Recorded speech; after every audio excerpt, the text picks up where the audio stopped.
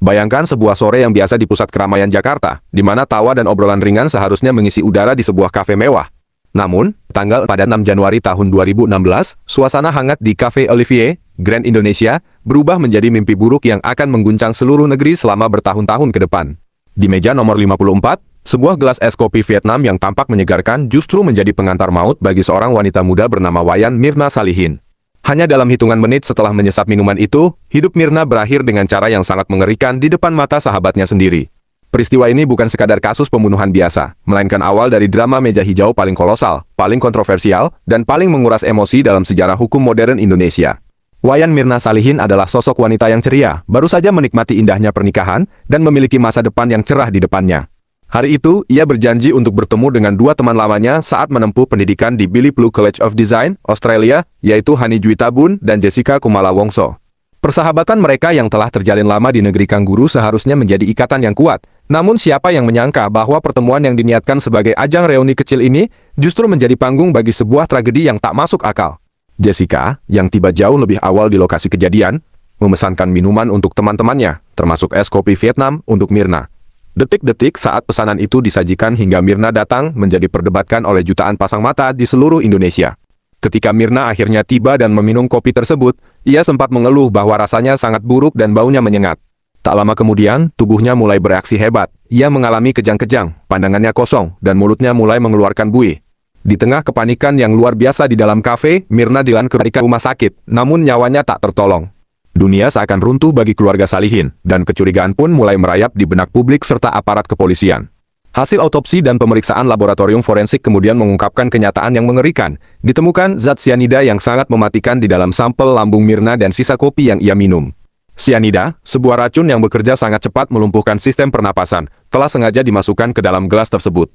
Sejak saat itu, sorotan kamera dan telunjuk kecurigaan mengarah tajam pada satu orang, Jessica Kumala Wongso. Penyidikan yang dilakukan oleh Polda Metro Jaya berlangsung sangat intensif dan penuh tekanan.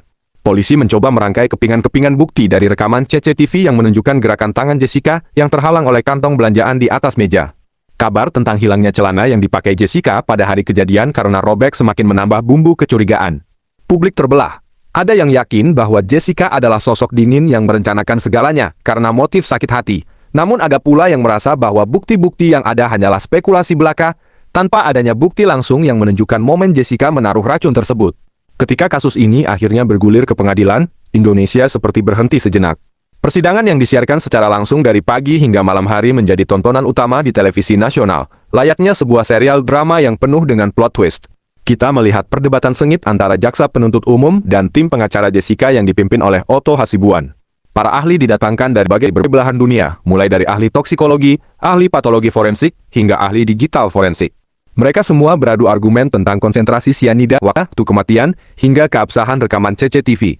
Di sisi lain, ekspresi Jessica yang tampak tenang dan sesekali tersenyum di kursi pesakitan menjadi bahan analisis psikolog dan pembicaraan hangat di media sosial. Banyak yang bertanya-tanya, apakah ketenangan itu adalah tanda tak bersalah atau justru cerminan dari kepribadian yang sangat terkendali? Di balik hiruk-pikuk persidangan, ada rasa kehilangan yang teramat dalam dari keluarga Mirna, terutama sang ayah, Edi Darmawan Salihin, yang dengan gigih menuntut keadilan bagi putrinya.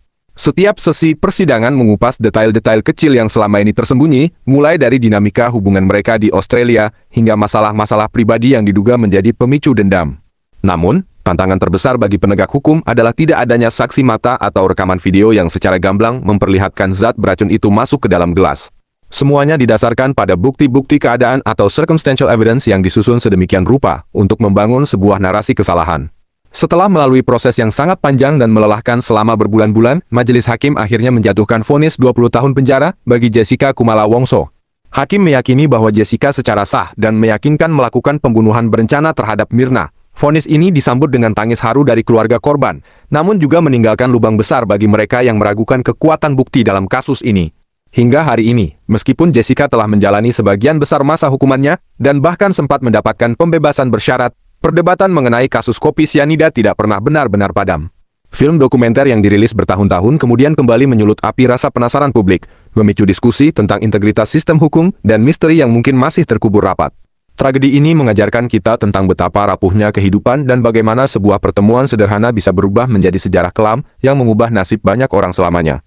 Di balik setiap tegukan kopi yang kita ambil, ada rasa aman yang seringkali kita anggap remeh. Namun bagi keluarga Mirna Salihin, kopi sore itu adalah luka yang tak akan pernah benar-benar sembuh. Kasus ini tetap menjadi pengingat bagi kita semua bahwa kebenaran terkadang memiliki banyak wajah. Dan di dalam ruang sidang, perjuangan untuk mencari keadilan adalah perjalanan yang panjang, berliku, dan penuh dengan tanda tanya yang mungkin tak akan pernah terjawab sepenuhnya. Kita hanya bisa berharap bahwa di balik semua drama dan spekulasi, damai akhirnya menyertai mereka yang telah pergi. Dan pelajaran berharga dapat diambil agar kejadian serupa tidak pernah terulang lagi di tengah masyarakat kita.